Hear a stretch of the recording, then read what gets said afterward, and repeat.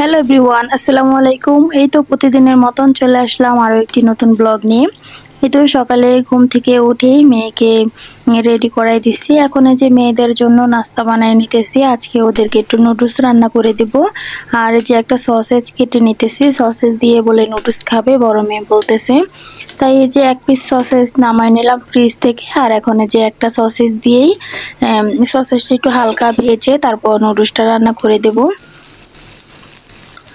Noodles আমার দুই মেয়েই খুবই পছন্দ করে, তবে ছোট মেয়ে নুডলসটা বেশি পছন্দ করে। ও আবার খিচুড়ি খেতে চায় না, ওকে নুডলস রান্না করে দিলে বেশি খুশি হয় খিচুড়ির থেকে।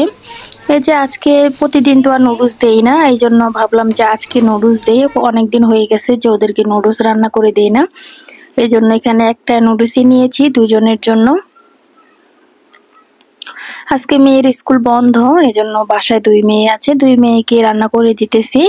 আর এর মধ্যে হচ্ছে ওরা পরোটাটা বেশি খায়। ও যে ওর দাদা হচ্ছে ফ্রোজেন করা পরোটা কিনে নিয়ে আসে, ওটা আবার অনেক পছন্দ করে। ওই পরোটা ভেজে দেই, প্রতিদিনই ভেজে দেওয়া হয়। তাই আজকে ভাবলাম যে পরোটা ভেজে না দিয়ে একটু নুডলস রান্না করে দেই। এরপরে যে এখানে তো নুডলস রান্না করা হয়ে গেছে, দুই মেয়েকে দিলাম, দুই মেয়ে খেয়ে নেবে। আমার ছোট মেয়ে নিচের হাত দিয়ে খেতে পছন্দ করে, ওকে খাওয়াই দিতে হয় না, ওর হাত দিয়ে ও খায়।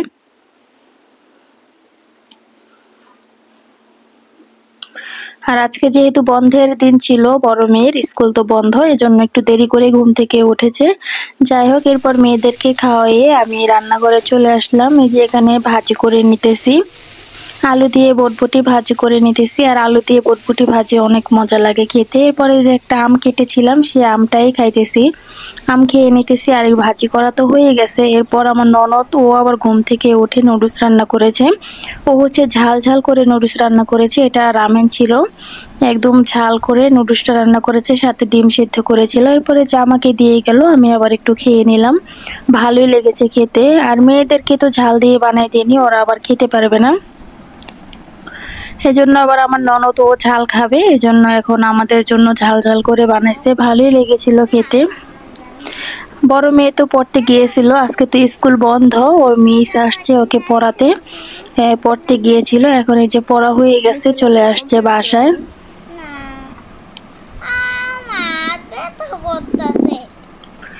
আর আমি এদিকে একটু নুডলস খেয়ে নিতেছি।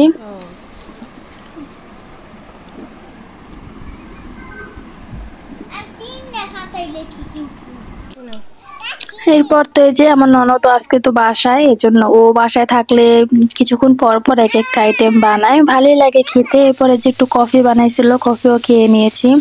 এরপর হচ্ছে একটু রান্না বান্না শুরু করে দিলাম। দুপুরের রান্না শেয়ার করতে পারিনি, এখন হচ্ছে রাত্রের রান্নাটা শেয়ার করতেছি। আজকে রাত্রে শুটকি রান্না করেছিলাম। এখানে যে আলু দিয়ে বেগুন দিয়ে শুটকি রান্না করতেছি। আর আলু দিয়ে বেগুন দিয়ে কিন্তু শুটকি তরকারিটা খেতে ভালোই লাগে। আর শুটকি তরকারি এমনিতেও আমার কাছে ভালো লাগে, শুটকি রান্না করলেও ভালো লাগে, আবার ভর্তা করলেও ভালো লাগে। শুটকি যেভাবে বানায় না কেন, ওইভাবেই মজা লাগে খেতে। এরপরে যে এখন ভাত খেয়ে নিতেছি। আজকে পাট শাক রান্না করেছিলাম, আর পাট শাকটা অনেক মজা হয়েছিল। পাট শাকে বেশি করে পেঁয়াজ আর কাঁচামরিচ দিলে কিন্তু তিতা লাগে না, খেতে ভালোই লাগে। এরপর এখানে যে কহি ভাজি ছিল, ডিম দিয়ে কহি ভাজি, আর গতকালকে তরকারি ছিল, সেগুলোই গরম করে নিয়েছিলাম। আর এই যে এখানে ইলিশ মাছের তরকারি আছে, জালি কুমড়া দিয়ে ইলিশ মাছ রান্না করেছি। আর আমার বাবাও খেতে চলে আসছে দুপুরে। এরপরে যে সন্ধ্যার দিকে একটু ভর্তা করে নিলাম, আলু ভর্তা করতেছি। আর এই যে গরুর মাংসের ঝোল ছিল এখানে, রোস্টের আর গরুর মাংসের ঝোল মিলিয়ে আমি চাল দিয়ে রেখেছি। আর ফ্রিজে হচ্ছে পোলাও ছিল রান্না করা, সেটাই বের করে নিয়েছি, যার যেটা মন চায় ওটা খেয়ে নেবে। আর এই ঝোল দিয়ে আমি মুড়ি দিয়ে খাবো। আর এখানে যে পোলাও রান্না করেছি, আমার ননদ আবার পোলাও খেতেছে, ও হচ্ছে গরুর মাংসের ঝোল দিয়ে পোলাও খাবে, আমার বড় মেয়ে আর ননদ। আর আমি হচ্ছে ঝোল দিয়ে মুড়ি দিয়ে খাবো। এই ঝোল দিয়ে কিন্তু মুড়ি মাখা খেতে অনেক মজা লাগবে।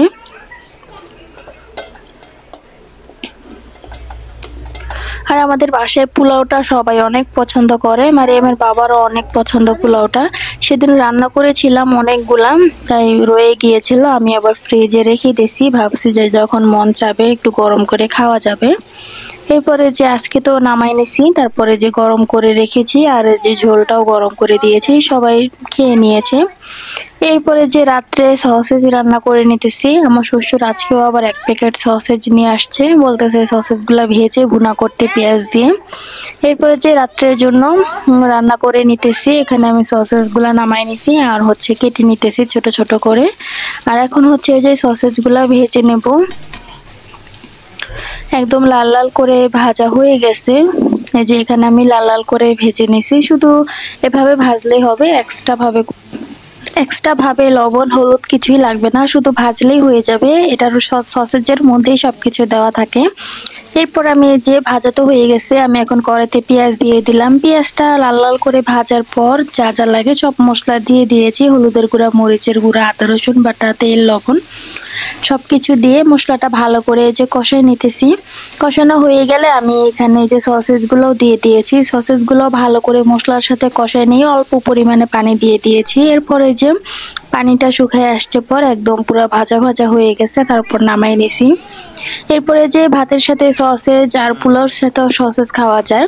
এরপরে যে রাত্রের খাবারটা খেয়ে নিলাম সসেজ দিয়ে, মাশাআল্লাহ অনেক মজা হয়েছে খেতে।